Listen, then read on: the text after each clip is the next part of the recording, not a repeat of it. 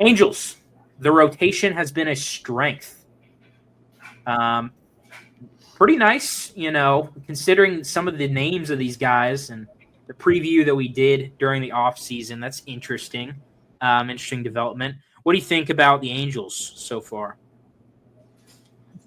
I've always been a fan of Jose Soriano's, so I'm glad that he's having some success and that he's healthy. I made a really bold take in our baseball club here at IU on Monday. I said that he was going to win the Cy Young. It's not going to happen, but it was a bold take. Bold for a reason. We're all for bold takes. But yeah, Kikuchi's a pretty solid starter. I think you know what you're going to get from him. Soriano's solid. I like Kakanowicz. Throws the ball pretty hard. He's got decent repertoire.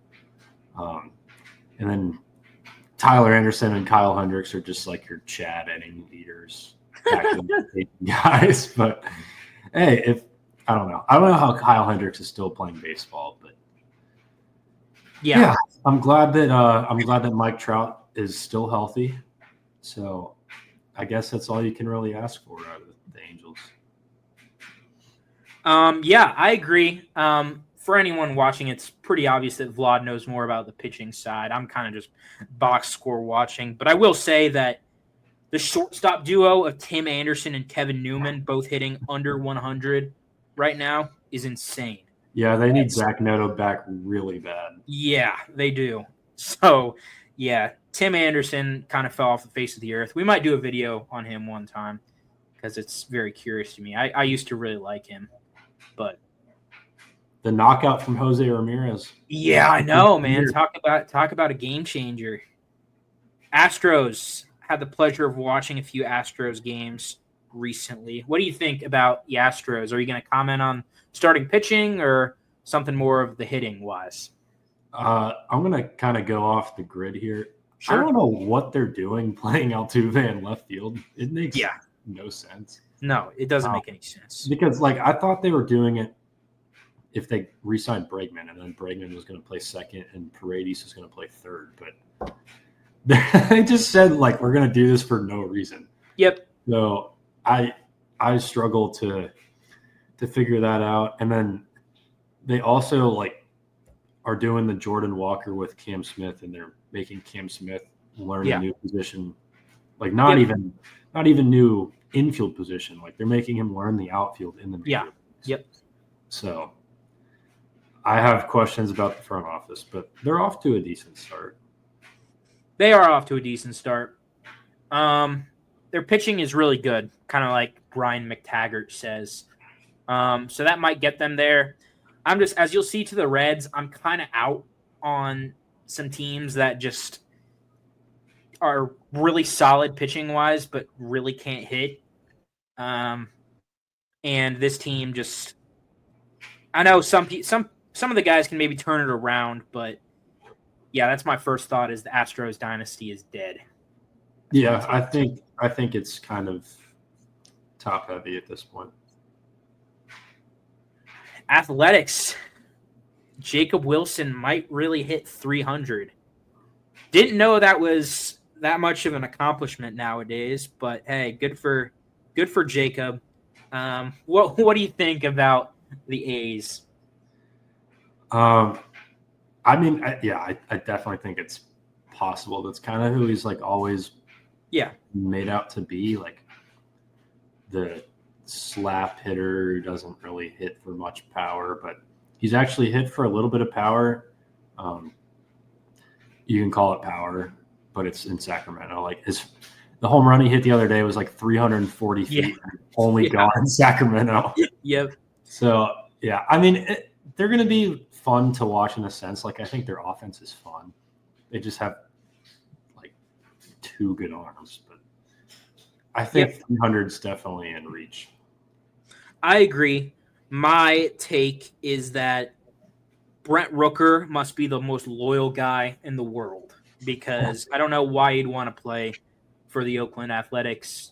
More like they're not even the Oakland Athletics anymore. I'm not sure why he'd want to play for them. But, hey, kudos to him.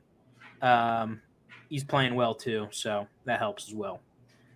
Mariners, the run it back offense looks an awful lot like last year's.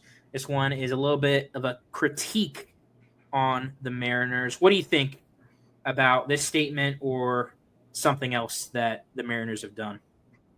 Well, let's break this down for a second. The run it back offense looks like last year's offense, which in fact is the same offense. Yep. So same. Not really sure what they were thinking, but yeah. Aside from it being a tough place to hit in Seattle, just look at the slash line there. It's pretty brutal, especially with a lot of those games coming against the A's, who I just shamed their pitching. So I don't know. They're another frustrating team where they can pitch or their staff can go up with anybody, and then lineup wise, it's Julio Rodriguez and friends. I agree.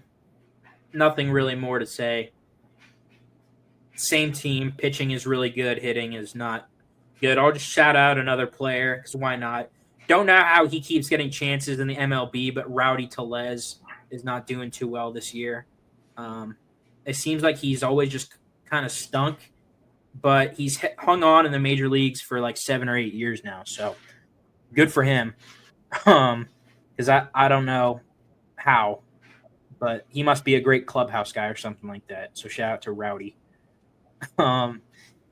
Rangers, Jacob deGrom may still be Jacob deGrom, but Nathan Eovaldi is the ace. This is a team that just shut us out 1-0 2 straight times in a row after we boat raced them a couple of nights prior. What do you think about the Rangers? I don't know that Eovaldi's the ace necessarily. I feel like that's a lot of recency bias. Yeah. But I will tell you that Jack Leiter is going to be really good. Yep. Kumar Rocker, I also think will be good, even though his outing on Monday was not good. So, yeah, I mean, that's 4 solid starters right there. And then if you get something out of Tyler Mahle, old friend alert, then really good starting 5.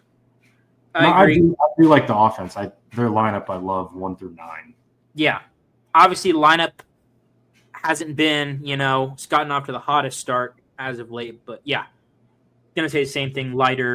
Jack Leiter is a guy.